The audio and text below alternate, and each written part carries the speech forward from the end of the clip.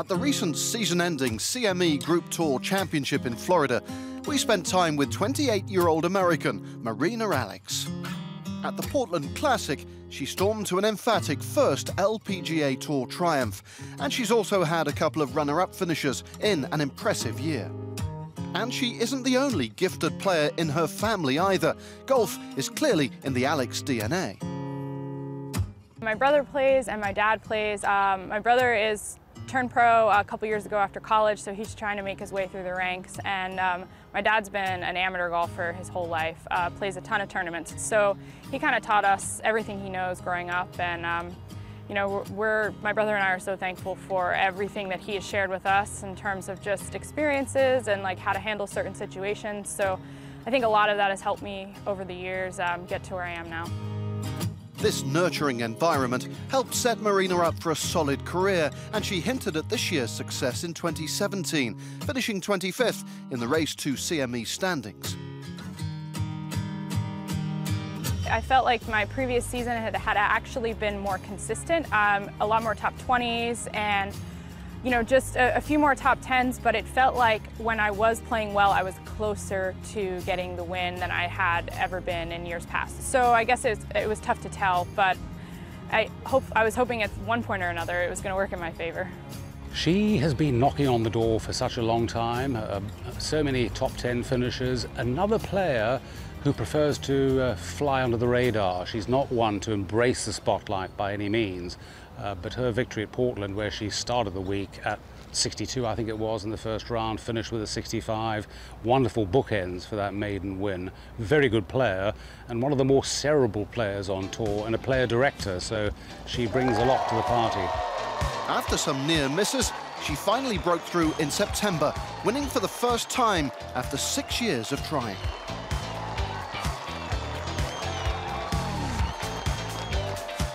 It's a dream come true. I mean, it's something that you work towards your whole career, and you don't know if it's going to happen or not. And, you know, to have a win and in that fashion, it's a feeling unlike any other.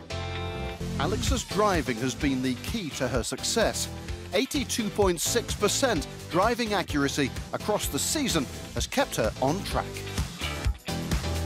I've been lucky. That's like a natural thing that I've had with me my entire career. You know, even when I was a junior golfer, don't hit it incredibly far. I've really worked on that in the past few years with my trainer, just trying to get stronger, with my coach, trying to improve my technique. And I think that's allowed me to hit it further, but also keep up my accuracy. So it's really boded well for me in the past couple seasons. I think that's why I've improved, you know, across the board with greens and regulation and then ultimately putting stats. 135 yards to the hole, little helping wind left to right. That is going to be just fine. In fact, it's going to work out very well indeed. The rewards are all very well, but spending the bulk of the year on the road does have its downside. Me and jet lag don't get along very well. It can be tough. I mean, we just got back from Asia, and some girls have just come back from China a couple days ago.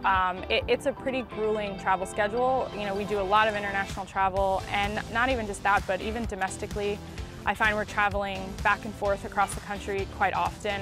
You know, I live in Florida. We do a ton of events on the West Coast. So it's constantly going back and forth. It's hard.